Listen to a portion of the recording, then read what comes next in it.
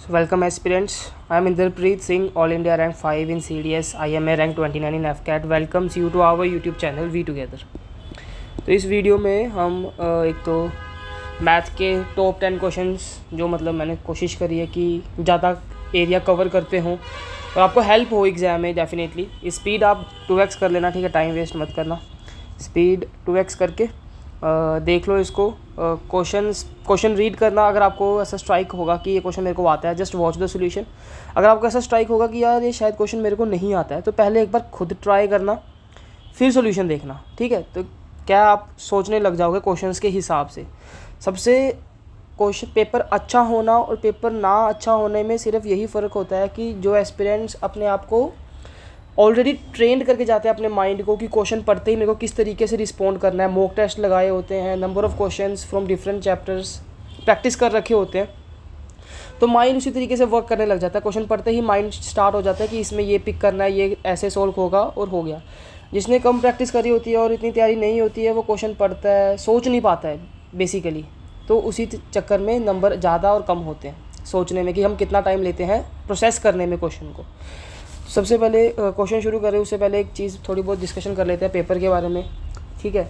सबसे पहले रीजनिंग, ये मेरी प्रेफरेंस थी. आप अगर रिपीटर हैं तो आप अपने एक्सपीरियंस के हिसाब से जा सकते हैं, फ्रेशर हैं तो आप इसके साथ जा सकते हैं. सबसे पहले रीजनिंग कर लेना, ठीक है.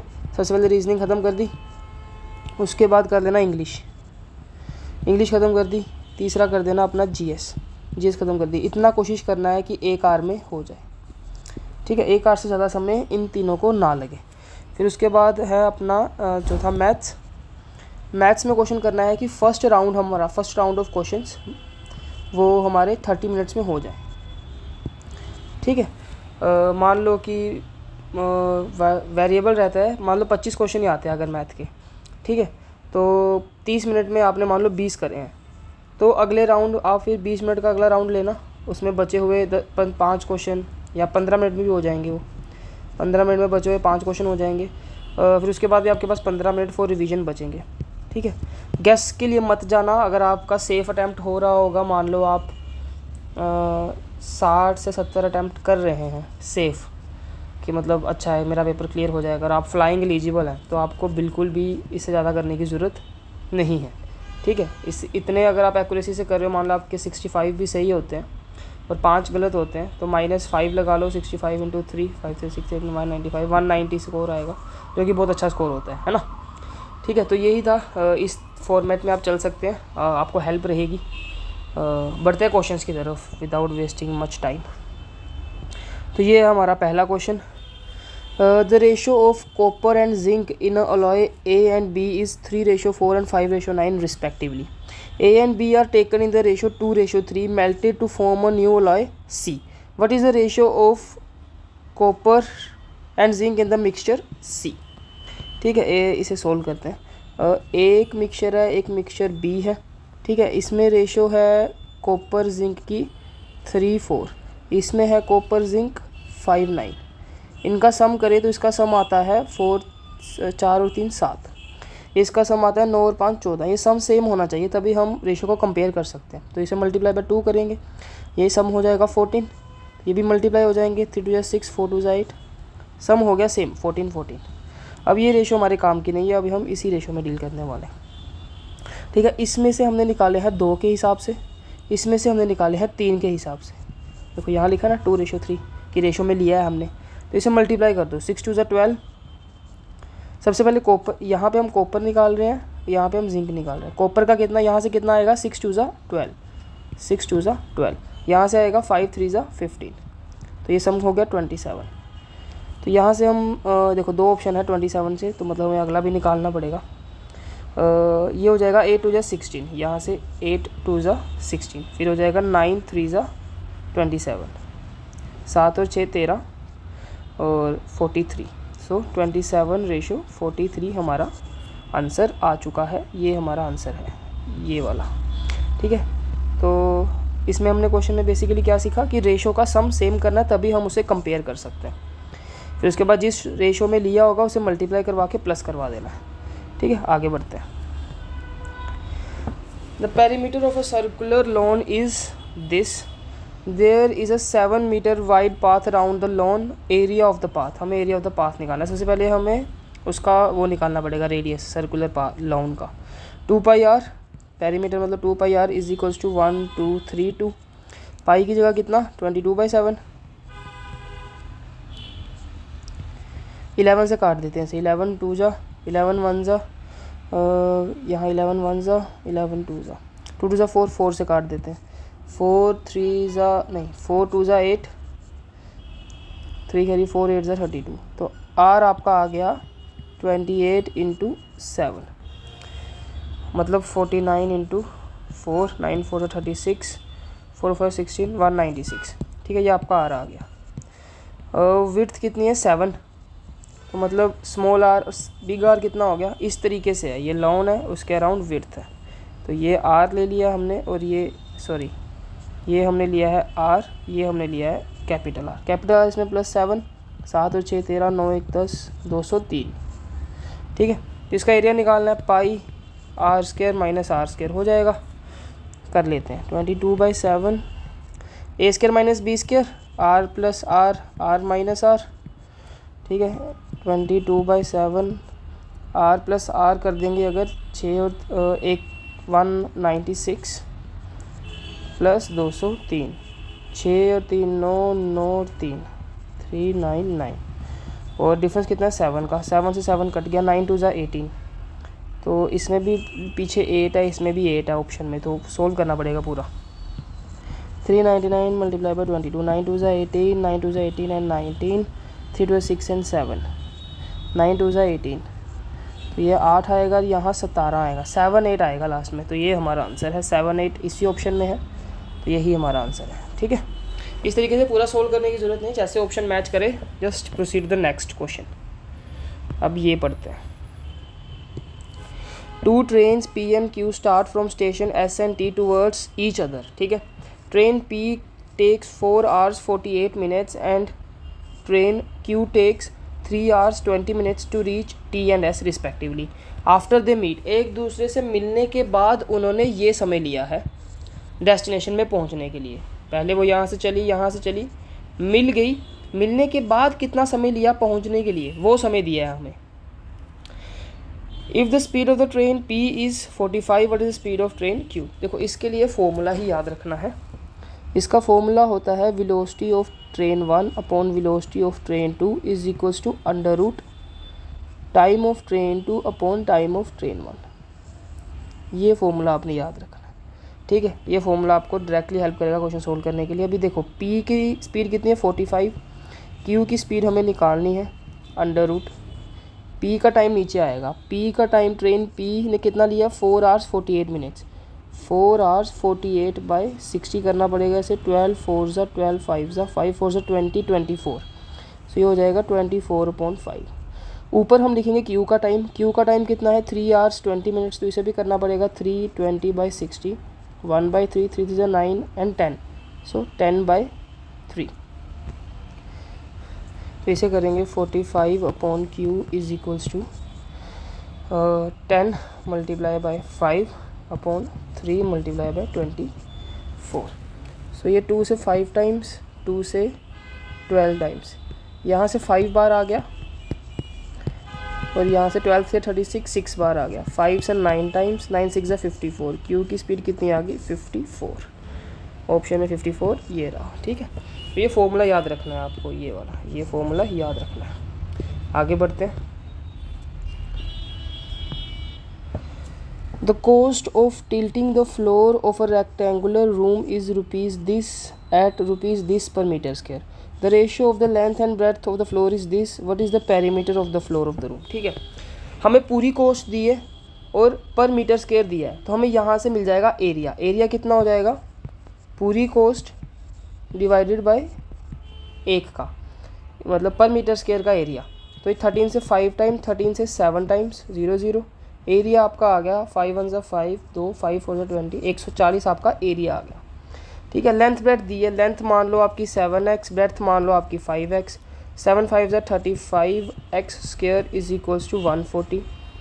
सो x की वैल्यू यहाँ से कितनी आ गई 2, 2 का स्क्वायर 4 करेंगे, 4 को 35 से मल्टीप्लाई करेंगे तो 140 आता है। तो आपकी लेंथ कितनी होगी, 7 टू 14, ब्रेथ होगी आपकी 5 टू 10।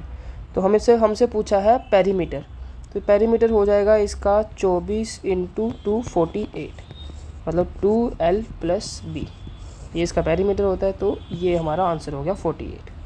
आगे बढ़ते हैं, ये आ गया question. Ravi starts from his house on a cycle at 8:20. If he runs his cycle at a speed of 10 km/h, he reaches the school 8 minutes late. ठीक है, फिर 8 मिनट लेट हो जाता है। If he drives the cycle at a speed of 16 km/h, he reaches the school at 10 minute जल्दी, फिर 10 minute जल्दी हो जाएगा, 10 minute early. The school starts, हमें बताना है स्कूल कितने बजे शुरू हुआ। ठीक है, देखो velocity is equals to distance upon time. Distance constant है तो velocity inversely proportional to time से ये क्वेश्चन सोल्व होगा। ठीक है, वेलोसिटी 1, वेलोसिटी 2। पहली वेलोसिटी कितनी है, 10, दूसरी बार वेलोसिटी कितनी है, 16, रेशो कितनी बन गई, 5:8 की। ये रेशो है वेलोसिटी की। टाइम की रेशो कितनी होगी, 8:5। ठीक है, मतलब ये कितना ले रहा है टाइम, 8 यूनिट्स टाइम ले रहा है और ये 5 यूनिट टाइम ले रहा है। दोनों में डिफरेंस कितने यूनिट टाइम का आ गया, 3 यूनिट टाइम का डिस्टेंस आ गया। रेशो एक दूसरे की उल्टी कैसी है वो यहाँ से समझा दिया, बिकॉज डिस्टेंस कांस्टेंट है तो हम वेलोसिटी और टाइम की रेशो को रेसिप्रोकल कर सकते हैं। टाइम की यूनिट में डिफरेंस कितना आ गया, 3 का। यहाँ पे देखो टाइम की यूनिट में कितना डिफरेंस आ रहा है। जब वो 10 की स्पीड से चल रहा था तो 8 मिनट लेट था, जब 16 की स्पीड से चल रहा था तो 10 मिनट जल्दी था। ठीक है, 8 मिनट लेट प्लस 10 मिनट जल्दी। अगर इसे हम नंबर लाइन में बना के देखें तो यहाँ पे कहीं -8 आएगा और यहाँ पर कहीं +10 आएगा। तो इसमें डिफरेंस कितना है टोटल का, 18 यूनिट है इन दोनों के बीच में। तो मतलब जो डिफरेंस है टाइम का 3 यूनिट हमने निकाला, वो एक्चुअल में कितना है, 18 मिनट का है। तो 1 यूनिट कितनी होगी, 6 मिनट। तो टाइम लग कितना रहा है, यहाँ पे देखो टाइम कितना लग रहा था, 8x 5x, मतलब टाइम लग रहा है उसे। ये टाइम था जब वो लेट हो रहा था और ये टाइम है जब वो जल्दी पहुँच रहा था। लेट होने का टाइम है उसका 8 5 8 6 48, लेट होने का कितना है, 6 5 30। अब देखो जल्दी कितना हो रहा था, 10 मिनट जल्दी हो रहा था, तो मतलब इसमें 10 प्लस कर देंगे, 40 मिनट। लेट कितना हो रहा था, 8 मिनट, तो इसमें से -8 कर दो, ये भी 40 मिनट। आंसर मैच कर रहा है। तो मतलब 40 मिनट उसका एग्जैक्ट टाइम है घर से स्कूल तक पहुंचने का। ठीक है, जिस समय मतलब स्कूल स्टार्ट होता है एग्जैक्टली, मतलब 8:20 पे अगर वो घर से निकल रहा है तो उसमें 40 मिनट ऐड करें तो 9 बजे एग्जैक्ट टाइम है स्कूल स्टार्ट होने का। ठीक है, तो 9 बजे एक बार रिवाइज करते हैं क्वेश्चन। हमें वेलोसिटी, सबसे पहले हमने वेलोसिटी की रेशो निकाली, फिर हमने उसका रेसिप्रोकल करके टाइम की रेशो निकाली, फिर हमने टाइम का डिफरेंस निकाला 3 यूनिट। क्वेश्चन से टाइम का डिफरेंस कितना है, 18 मिनट का। एक स्पीड में वो 8 मिनट लेट हो रहा है, दूसरी स्पीड पे वो 10 मिनट जल्दी हो रहा है, दोनों का डिफरेंस कितना हो गया, 18 मिनट का हो गया। तो 3 यूनिट का डिफरेंस कितना, 18, 1 यूनिट का कितना हो गया, 6। ठीक है, तो फिर उससे मल्टीप्लाई करके उस मल्टीप्लाइंग, ये हमारा होता है मल्टीप्लाइंग फैक्टर से मल्टीप्लाई करके हमने एग्जैक्ट टाइम निकाला कि इसमें उसको 40 मिनट लग रहे हैं और इसमें इसको 48 मिनट लग रहे हैं, इसमें इसको 30 मिनट लग रहे हैं। 30 मिनट लगने पे वो 10 मिनट जल्दी पहुंच रहा है, तो मतलब 10 मिनट ऐड करेंगे, 40 मिनट। 48 मिनट लगने पे वो 8 मिनट लेट पहुंच रहा है, मतलब -8 करेंगे एग्जैक्ट टाइम निकालने के लिए, तो 40 मिनट। तो 40 मिनट मतलब उसका एग्जैक्ट टाइम है टू रीच द स्कूल, तो 40 मिनट उसमें प्लस करें तो 9 बजे हमारा स्कूल लगता है। 9 इज़ द राइट आंसर। आगे बढ़ते हैं, 5 क्वेश्चन हो चुके हैं, 6ठे क्वेश्चन पे हम आ चुके हैं। तो हाफ वीडियो कंप्लीट हो गई है। तो यहाँ पे मैं हल्का सा बोलना चाहूँगा कि आप प्लीज़ टेलीग्राम ज़रूर ज्वाइन कर लीजिए, बिकॉज़ वहाँ पे आपको CDS के लिए भी क्वेश्चंस वगैरह, SSB के लिए मटेरियल मिलता रहता है, तो प्लीज़ ज्वाइन करिए। आगे बढ़ते हैं। Compound interest of the second year is 30 more than that of the first year, find the sum if rate of interest is this. देखो अब ये है डिफरेंस का क्वेश्चन कि compound interest of second year, compound interest of 2 year minus compound interest of 1 year is equals to P R upon 100 का square, ये formula याद करना है।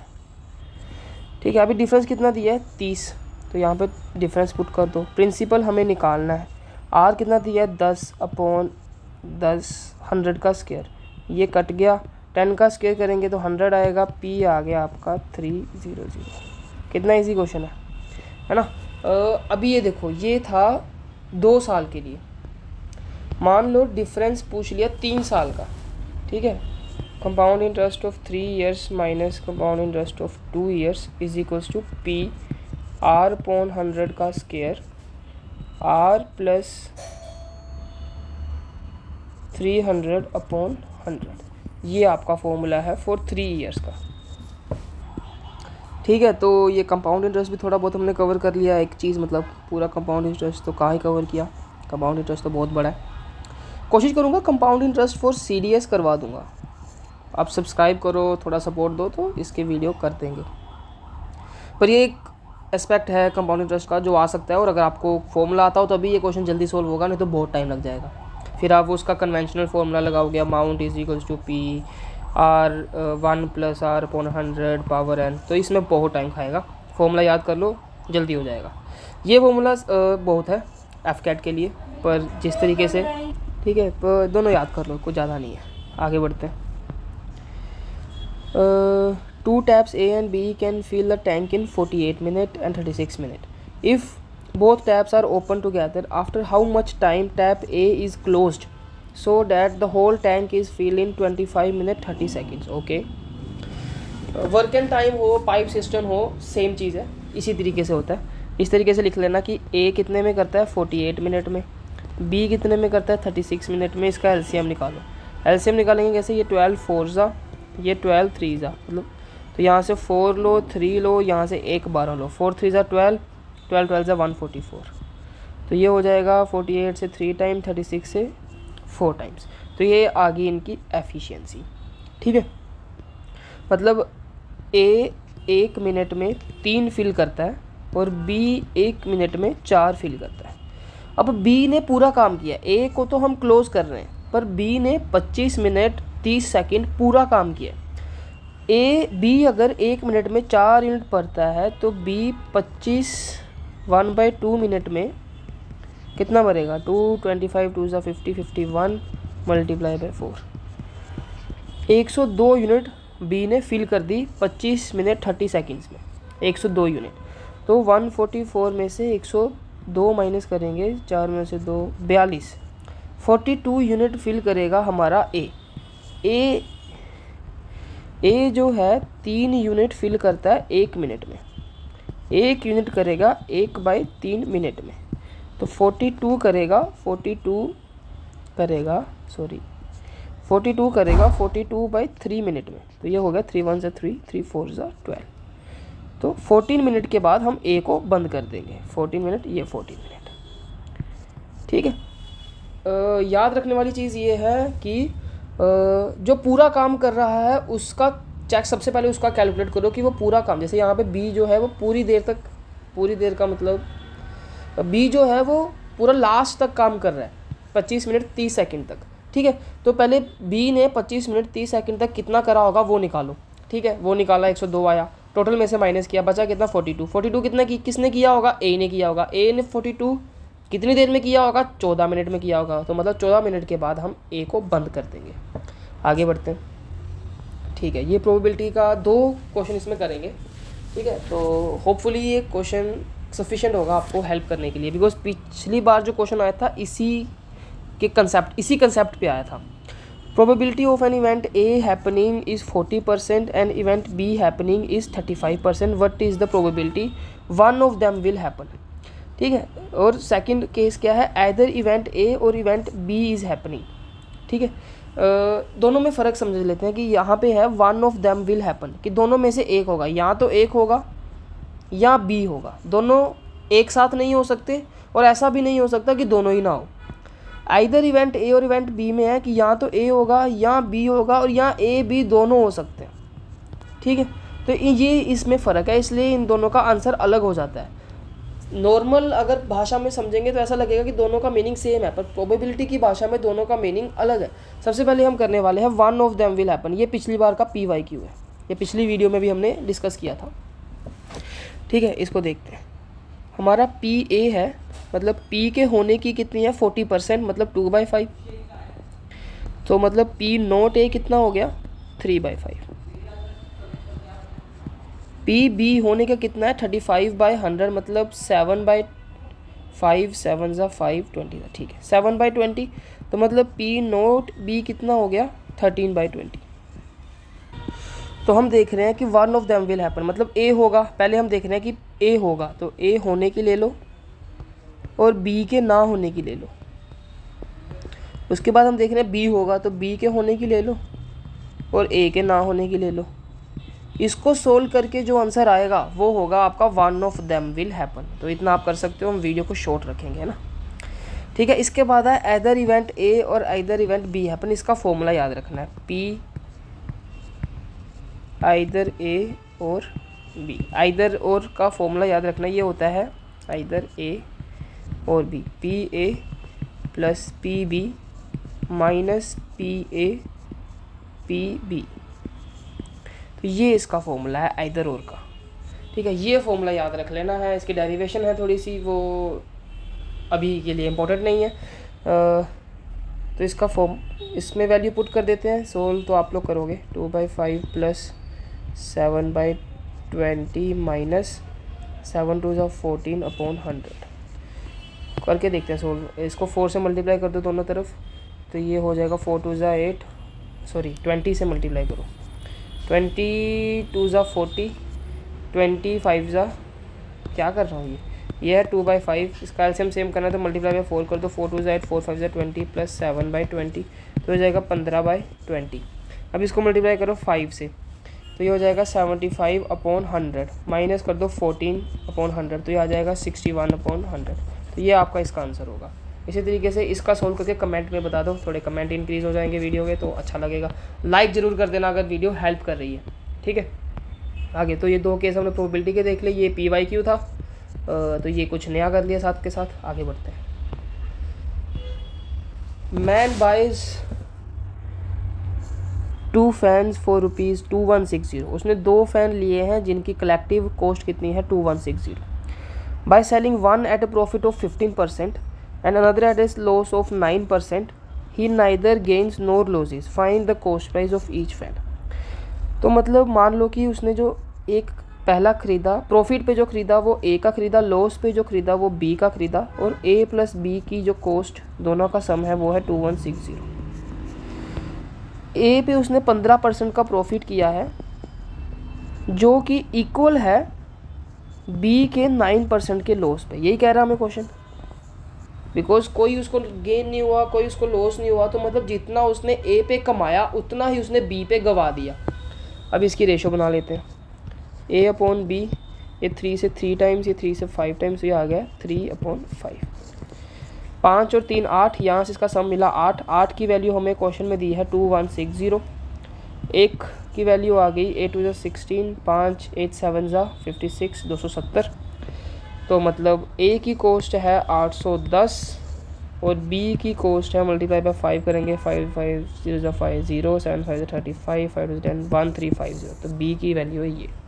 इजी क्वेश्चन है, बस रेशो बनानी थी, इक्वेशन बनानी थी क्वेश्चन को पढ़ के कि A पे जितने का मुनाफा हो रहा है B पे उतने का नुकसान हो रहा है, दोनों बराबर है। फिर उससे हमें कि B की रेशो मिल गई, रेशो का सम 8 को एग्जैक्ट सम से इक्वेट किया, फिर इसको हम बोलते हैं मल्टीप्लाइंग फैक्टर। मल्टीप्लाइंग फैक्टर आते ही क्वेश्चन सोल्व, इसको मल्टीप्लाई करो इससे और आंसर आ जाएगा, ठीक है। आगे बढ़ते हैं, last question for the video. अगर आप लिटरली यहाँ तक इस वीडियो तक आए हैं तो प्लीज़ लाइक कर देना, ठीक है, थोड़ा मोटिवेशन हमारी भी बना रहेगा, तो वीडियोस आती रहेंगी, है ना। A vessel is full of 80 litre milk, 8 litre milk is taken out and replaced by water, ठीक है।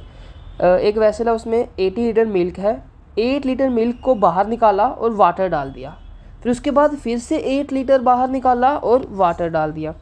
Find the amount of water in the final mixture.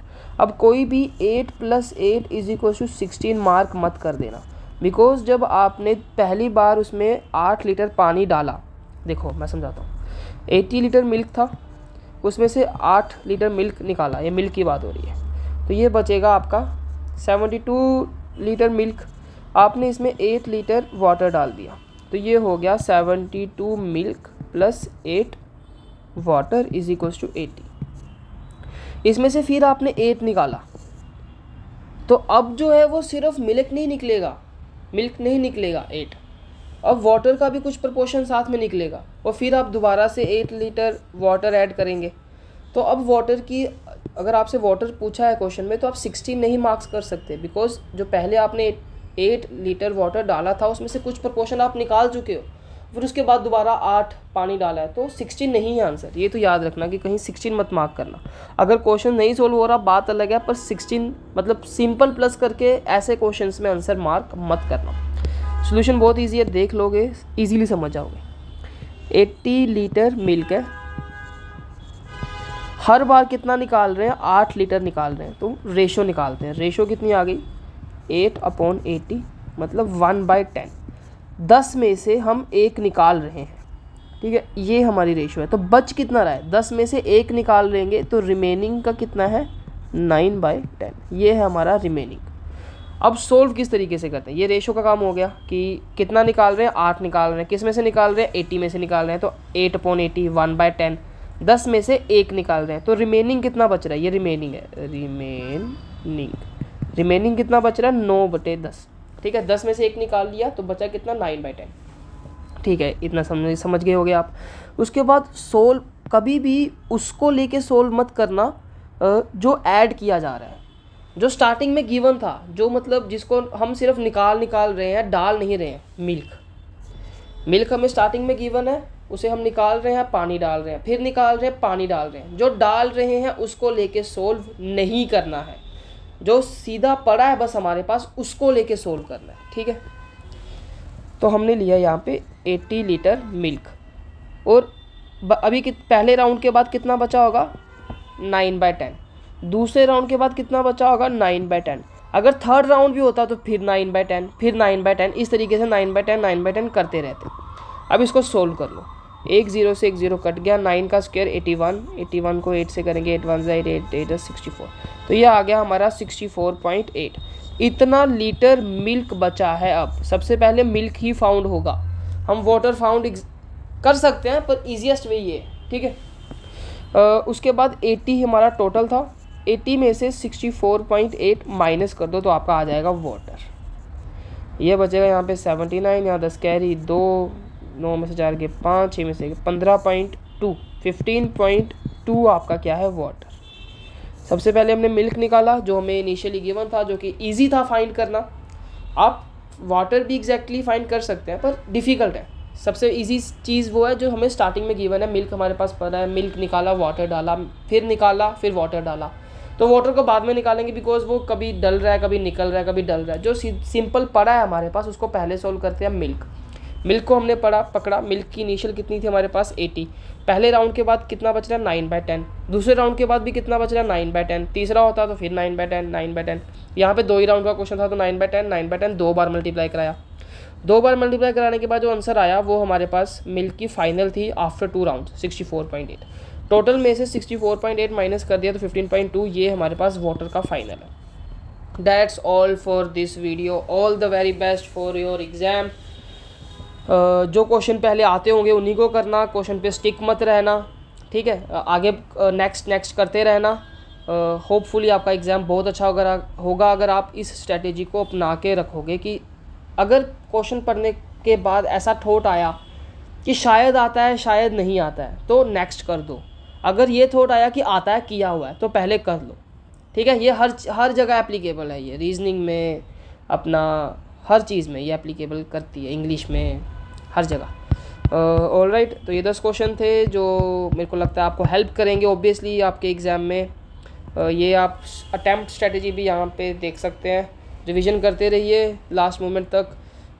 Exam वाले दिन मत पढ़ना, नॉर्मली रिलैक्स्ड वे में जाना, टाइमली पहुँचना, 2 आईडीज़ जरूर लेके जाना, एडमिट कार्ड की कलर फोटोकॉपी लेके जाना, ठीक है। और भी चीज़ें जो एडमिट कार्ड में लिखी रहती हैं वो पढ़ लेना और उनको अडहेयर करना। All the very best.